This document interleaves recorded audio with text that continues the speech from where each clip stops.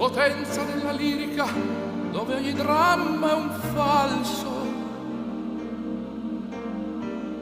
e con un po' di trucco e con la mimica puoi diventare un altro. Ma due occhi che ti guardano così vicini